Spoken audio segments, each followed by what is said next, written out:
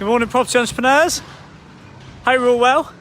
So, as anticipated, Boris did his speech yesterday, reference project speed, bounce back, and getting things going again. So, what actually came out of it? Obviously, yesterday I did a video, sort of alluding to what we would expect to see right now, what we think he's gonna say, what makes economic sense, and why these initiatives are going to happen. And this is the stimulus we've talked about as the economy goes from a mature market into recession, trying to avoid a depression. We're shifting down into recession, and then the government basically needs to put the air back in the balloon, because when an economy expands, people have more money to spend, they spend more money, businesses grow, they expand, they recruit more people, the demand for employees goes up, the supply goes down, average earnings go up, people have more money to spend, and it's a self-fulfilling prophecy. It's a self-fulfilling mechanism. It's exactly the same backwards, where people lose their jobs, average earnings go down, the labour market becomes higher in supply and lower in demand, so price points come down, people have less to spend, they then go to the shops have to retail, businesses have to downsize, make people unemployment. It goes up and it goes down. At the minute it's going down, and it looks like as furlough starts to taper off, the impact of that is going to be more significant, because as of pretty much now, July through to October, we're going to see two things. One is flexi time. So the flexible furlough scheme is now live, which means employers can bring people back from furlough on whatever hours they want, and the government will pick up the rest of the ticket. So we're going to start to see how much of that flexi furlough is used, and that'll be a good indicator. And then the second thing is what happens when it ends in October. It's going to be phased out between now and October. What's actually going to happen there? So yeah, yesterday's speech was pretty much in line with that, as we were expecting. Couple of things to kick off. One is, I actually really like Boris. I think he plays a part. He's steering a really big ship with a really small rudder. He's the front man. He's the face man. He's your hype man. He's the one that he's your leader in this, if you like. And I actually really like Boris. I think he's quite funny. I think he's quite accessible. I like some of the terms he uses. In one of his follow-up interviews, he said the only way to, when you're stuck in a hole, the only way to get out of it is to dig and build. And he's driving a big digger and stuff. So it's like I think he's a good front man. I think he's a good leader. I think he gives us that passion that he did what we were expecting yesterday. I did say to you yesterday morning, we're going to expect two things in the next week or so. The first is Boris standing up, cheerleading, banging the drum, getting people excited, and then that's what he did yesterday, and I think he did a good job. Interesting, engaging to watch, positive to listen to. I'll cover a few points of it in a moment. And that was that stance. Do I think that if Boris was operating independently with this, whether he'd have the legs to actually pull it off? I would say pretty confidently and consistently no. I think my confidence comes from having a hype man like Boris, who is accessible. He is starting to win a lot of the blue seat, a lot of the votes from ex-Labour, and there's obviously we're going to see more investment up north in the Midlands and up north where they've been impacted. So he is appealing to the masses, which is really good. And then why do I have confidence that he is actually going to pull it off? Because he's got Rishi Sunak behind him. Boris Johnson's going to be your front man. Rishi Sunak will be the guy that actually pulls the trigger and gets this stuff done. And I do have confidence that that's going to be the case. So what actually came out yesterday? Well, as I alluded yesterday morning, we've seen to a degree. Well, the first thing is I like Boris. I was going to say that. The second thing is don't listen to the press. Genuinely, turn the news off. Don't listen to reporters. And this pandemic has shown this explicitly. I've always been of the mindset that you don't want to watch too much news because it's all negative. We all know that. This has taken it to a whole nother level. Even people like Andrew Marr and Evan Davis, who have normally been sort of quite commercially minded, business minded, strategic. They're all just, it's like, here's Boris Johnson. If you actually watched the whole speech yesterday, it was about an hour long. I did. And an hour of getting excited, listening to like, yeah, somebody's going to take us forward. This is what we need to do as an economy. And it's quickly followed by 30 minutes of, you haven't considered, of just anything to do with poke a stick with a dog with a stick. And it's just exhausting. So I think they're just getting resilient to it. I think they're just getting resilient to it now. And it's been like that the whole way through this. Every press conference, you get 10-15 minutes of information, then 45 minutes of press answering the same questions. And if there's one thing worse than listening to the press, well, this experience has been worse, but there's one thing worse than listening to the press, is listening to politicians not answer the question. No wonder it fuels the fire. Anyhow, key things that came out yesterday, as expected, it's basically a republication of the Conservative manifesto for what they got brought into power on, basically those promises. And obviously now the press are saying this is ridiculous. You know, this is just a speeded up manifesto. There's nothing new here. The manifesto was very aggressive. It was reasonably aggressive anyway, the level of investment they're looking at making. And now we're looking at speeding it up, plus the additional recovery elements that are going to be required to get through this. So the manifesto came back, which is all about growth. It's about development. It's about green development. It's about developing fast. And what we're going to see is a phased execution of this. So, again, as alluded yesterday morning, Boris is your hype man. He stood up, made some pretty bold statements. This is what we're going to do. Going to drive this forward. Connecting it to the New Deal was probably not the strongest thing to do, because he's going to get ripped for that. I think, I don't know the exact figures, but if you look at the volume of, basically the New Deal was a huge government stimulus to invest in the economy. And I don't know the exact figures to pull out of depression. And it was about £5,000 or £6,000 per head it worked out at. Whereas obviously these headlines at the minute, even though you're into well over 100 billion, works out like less than £100 a head. So it's significantly different at this stage. However, it's indicative of where we're going. And Boris is saying the way that we're going to get out of this is spending. And 3 months ago I talked about the fact that the government have got two options. They start picking up the carcass and taxing people, or they do a long-term growth strategy. And long-term growth strategy is all about building the platform and the foundations to step change the economy. Now there's two bits to this. One is like levelling up. So levelling up is fundamentally changing the way that we work as an economy. So that's going to be everything from internet connections to roads and infrastructure to hotels and rail. And these things don't happen overnight, and we don't see a return overnight. This is a long-term growth strategy. And if it plays out well, and they look after the interests of all areas of society and all areas of the economy, it's quite possible that they'll hold this government for quite some time. But this development plan is like a 10-year plan, but it's going to see some pretty immediate impacts and changes. So Boris has stood up and done the hype man. The next thing that we need to be looking out for is next week, Rishi Sunak will actually put the meat on the bones, and Rishi Sunak will share what the actual plan looks like. Now there's going to be phases to this. Some of the immediate things I think we're going to see. So Boris has said we're going to build more houses, we're going to build 40 new hospitals, 12,000 new prison beds, a huge amount of infrastructure, or a lot of infrastructure into roads, schools. That's the infrastructure and the spending. What that does is it creates jobs.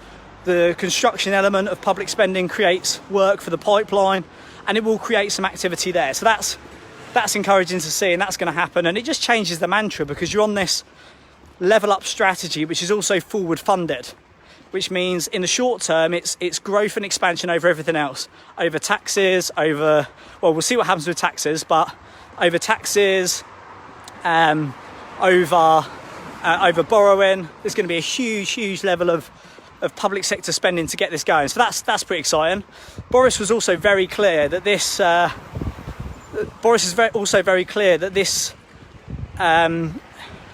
recovery And again, we've been saying this the whole way through this to all of our property entrepreneurs on our programme. Our economy is a capitalist economy and we're driven by entrepreneurs. And he's very clear that the government not only need to support, but need to, what did he say? He said the government, for entrepreneurs, the government not only need to step up, but they need to step out of the way. And what that means is, and this is game changing for entrepreneurs, that we will be the ones that pull this economy around. We will be the ones that create the businesses. He's like, we want to give you funding, we want to give you support, we want to give you initiatives to be able to grow, the country out of this. And that's very exciting for entrepreneurs. So we will be the ones that drive this economy forward. Innovation, expansion, growth, taking the economy forward, creating jobs, expanding our businesses. And the government are not only, in the good times, they just tax you for doing that. The more money you make, the more they tax you. In this scenario, we are the ones leading the recovery, and the government are our cheerleaders. The government are the ones that will actually be supporting us from the sidelines, giving us initiatives to enable us to grow, making access to funding, opportunities. So it will be a game changer.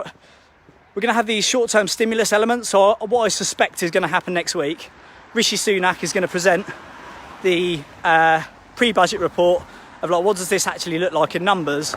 I suspect what we're going to see is, I think there'll be a first phase. What we've got to do is get people spending. There's £57 billion worth of money has been stockpiled by consumers during the 12 weeks of lockdown. So £57 billion people are sitting on, which they haven't spent during lockdown because they haven't been to the gym, they haven't been to the pub, they haven't been out shopping in the normal sort of spending habits. So there's 57 billion that needs to be spent. I think what you're going to see next week is some initiatives to get people to spend, because government, the economy relies on growth and spending. That's it really. You need to get money pumping around, you need blood pumping around the system to keep it going. They need to get people to start spending. So I think next week what we're going to see from Rishi to get this going in that capacity is going to be some spending stimulus. It'll probably be reductions in VAT, things like that. So there's a perception we can't just drop interest rates any lower. Or we can. I don't think they will. Low interest rates are notoriously hard to come back from. If you remember, last time we dropped them, it was supposed to be for 12 months and they ended up staying down for 7 years, 6 or 7 years, up till 2016, 17, and then the only way they went was they actually went down. They actually went down again.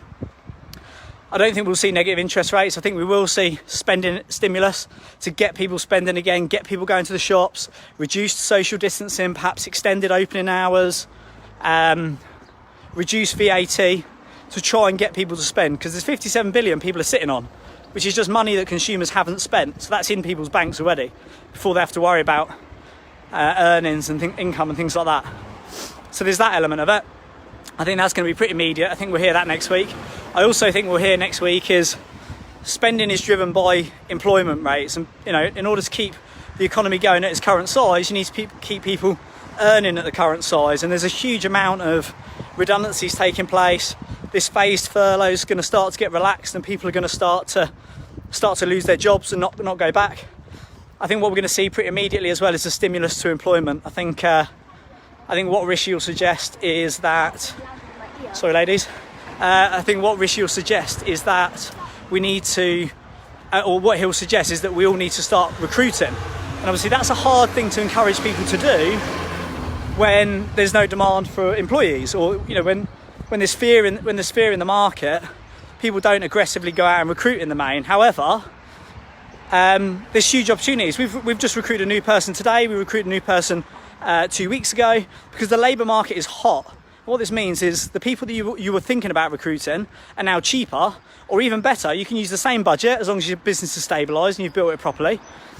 You can use the same budget you had and actually get somebody 1 or 2 grades above, which obviously then adds more value to your business. You're fast tracking your development and it will fast forward you forward. So that's going to be part of it. Is like, how do you get people to recruit? And I suspect what we'll see is further initiatives for people to not make people redundant. There'll be some extensions to furlough in certain industries and sectors, but it'll be specific. So I think in like Leicester, for example, I think they'll get some additional extensions on things. I think some sectors that haven't been able to open, like conferences, conference halls and events events venues, things like that, people who out of no fault of their own can't start to make these adjustments, I think they'll get extensions. Other businesses will have to ride it out. But I think there'll be a new initiative, I suspect, to replace furlough, to encourage people not to make people redundant. And the obvious one there will be to reduce taxation. Again, reduce VAT to encourage spending, reduce costs to encourage, reduce cost of employees to encourage spending. So what we'll probably see there is national insurance. We'll probably see a holiday on national insurance. We'll probably also see a defer mechanism. Now, I'm not huge on deferment. I don't think it's a great thing to do. However, it does provide liquid capital. If you're using deferment, which basically means kicking the can down the road, and you're not paying your bills today, but like HMRC at the minute, you can pretty much defer everything until next year. Well, that's fine if you're going to use it to invest. If you've got 100 grand's worth of PAYE employer's tax in your bank and you don't have to give it back to the government for a year, that's £100,000 worth of tax-free money that you can invest in whatever you do, as long as it's revenue generating. The danger there, though, is where the businesses get burdened with debt. And because they've got a burn rate, they're using these, I don't know what you'd call them, short-term fixes. It's like you're not fixing the hole. They're not helping you to fix the hole. They're giving you a bucket to bail out with. And as soon as you run out of buckets, the boat fills with water. And there's going to be an issue with debt. There was a survey done 2 weeks ago saying that 60%, based on current revenue levels, they reckon 60% of people who took bounce back loans will be unable to service the debt. And that's probably a reasonably accurate study, because it's easy to forecast against registered accounts. But that's labouring businesses with debt. There might be some deferments. I think that's working capital, but it's kicking the can down the road. Other grants and initiatives you'll probably see is national employers, employer tax holidays, so you don't have to pay tax on employees for a period. Maybe some grants for recruitment, similar to that we saw when the government went on their drive for 50% of the country to go to university, and they were trying to encourage additional education when they did apprenticeships. I remember there was a big period back in mid 2000s, 2009, 2010. So this was quite a while ago, but there was initiatives to take apprenticeships on. It was backed by the government, and it was distributed by the banks. I remember Santander gave us a grant for an employee once. There'll be grants, or there'll be fees or something to try and make you employ people. There'll be holidays, so there might be deferment currently for your existing workforce. There'll be a deferment, so you don't have to pay the tax on them till later in the year, or next year it will be. But there might also be holidays. So people that you recruit now, the initiative is you recruit somebody now, and you won't have to pay that, if you add it all up. We use a benchmark of 20% for the costs of having an employee on top of their gross salary. The money that you pay there, whether it's the employer, whether it's the NI or the employer's tax, there'll be some holidays there, things like that, to try and encourage people to recruit. They're the things that I think will be immediate. Going. So construction is going to be a huge part of this build programme. Is right, how do we get construction going? There's a short-term lag on materials, stuff like that. That'll probably get mopped up in the next few weeks as all the factories get going and things like that. And the other challenges are going to be planning. Like we've been doing developments. And the planning that we've got on our development.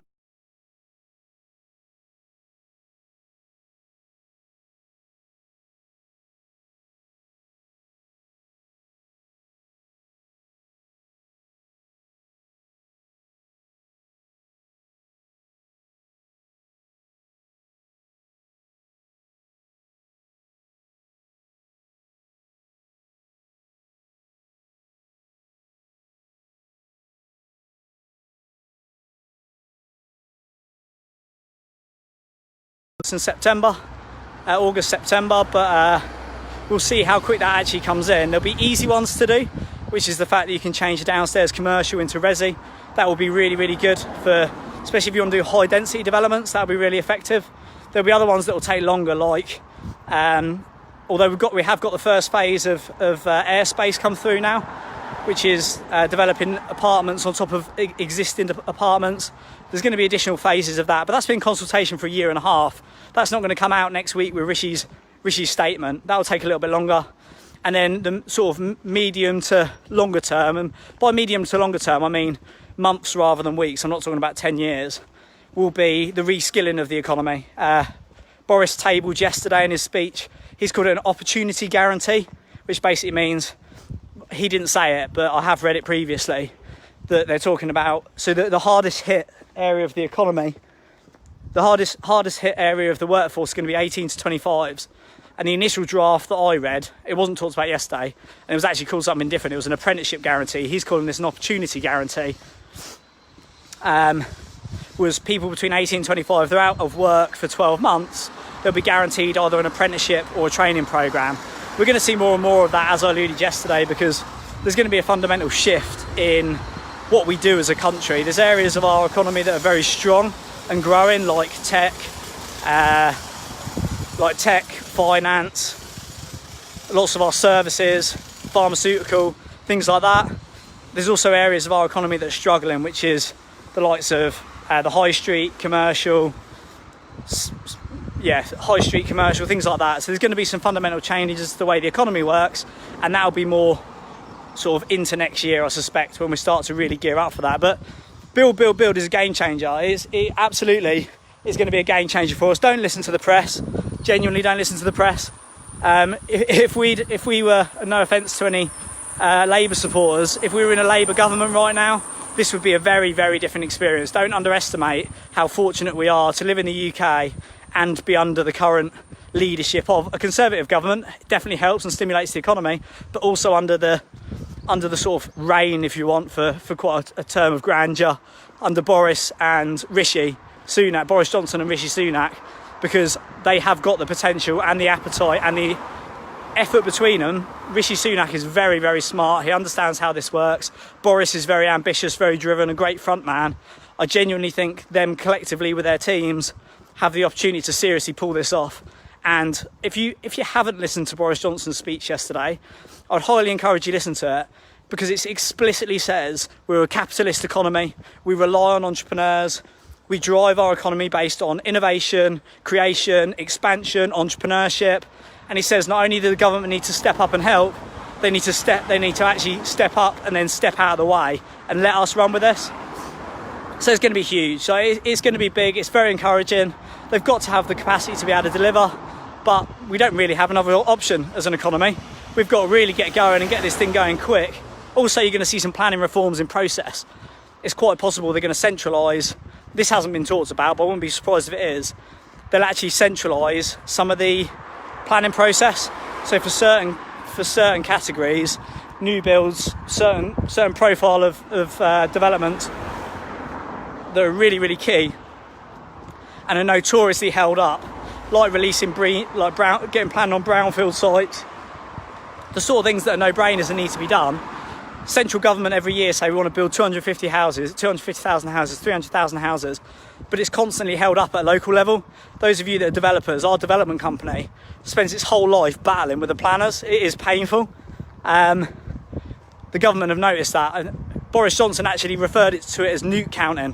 He says we've got all these ambitions and all this appetite to scale the company and the country, and we're running around basically counting newts, and which is holding everything up. He says there's one thing that costs money in this country, and that's time. He says we need to get out of our own way and just fast track this. I'm very encouraged. I listened to a speech last night. I thought it was absolutely bang on. Property entrepreneurs that are listening to this, we have 100 property entrepreneurs across our programmes. The property entrepreneurs that listen to this, it is the things I've been saying for the last 14 weeks. This is exactly what we were hoping for. It's exactly what we were expecting. To be fair, it's like success and failure are very predictable, and the property entrepreneurs keep saying I've got a crystal ball. It's exactly what's required. That's the thing. Like, it's exactly what we want. It's exactly what we need. But the fundamental is, it's exactly what's required. We're a capitalist economy. We trade locally and internationally, and we need to create jobs. We need to build businesses. The only way you can do that is if entrepreneurs have the capacity to stand up, the resources to scale up, and then drive forward. And this will be a long-term growth strategy, which means I've done Level Up myself. I've done a Level Up strategy in 2019 with PPN UK. I know exactly what it entails, and it's growth at every cost. And also forward funding. They're going to be forward funding. They're going to be taking on a lot of debt. It'll probably have some impact on the value of the pound in the short term. We'll see what happens with Brexit. The markets didn't do fantastically well this morning, basically because I think everyone's sobered up to the amount of money that we're actually borrowing and we're going to spend. But this is a long-term growth strategy. I built PPN UK for 5 years, doubled in size every single year, won every award that we even got nominated for. But we didn't make hardly any money. We rolled everything up. We expanded. Every £100,000 we made, we spent another £100,000 on another 5 employees, another 10 employees, opening another office. That is a long-term growth strategy, and this is what the UK economy is going into. It's growth at all costs. It's playing the long game. It's building the fundamentals, building the infrastructure, and for entrepreneurs, it's a game changer. This will be these next 18 months, without a doubt. The first mover advantage for those of us that will be doing this will be phenomenal. And then the medium-term growth curve as well, where the government are behind us, encouraging us instead of in front of us, will equally have a huge positive impact. So, yeah, build. Let's get the meat on the bones next week from Rishi. I've said what I think, the sort of things I think he's going to talk about. There'll be other things, but mainly it's to encourage people to spend, encourage people to not to fire people, encourage people to recruit people, and then some of the logistics about actually this build program. How do we get things moving faster? And that'll be everything from the planning process to access to finance, government guarantees, financial initiatives, monetary and fiscal policies. Like, the whole thing will come together and it will be impressive. And Rishi stands his own as well. He'll get hit by the press and he'll handle them. He's somewhere between Boris Johnson, who just doesn't answer questions, and Donald Trump, who doesn't think before he speaks. Rishi will absolutely own it next week, and I'm very excited to see it. So keep you well posted. If you're enjoying these updates, feel free to follow me on Instagram. Feel free to follow me on Facebook. You already potentially, you're listening to this now in the Property Entrepreneurs Facebook community. If you listen to it on another platform, I highly recommend joining us in there. 4,500 investors and property entrepreneurs all going through this together. And yeah. The Property Entrepreneur YouTube channel. Go on there. There's a few new videos on there you might like if you're into business, property or economics. So I wish you all the very best. I'll keep you well posted. Exciting times ahead. Just get ready for the gold rush. Catch you later.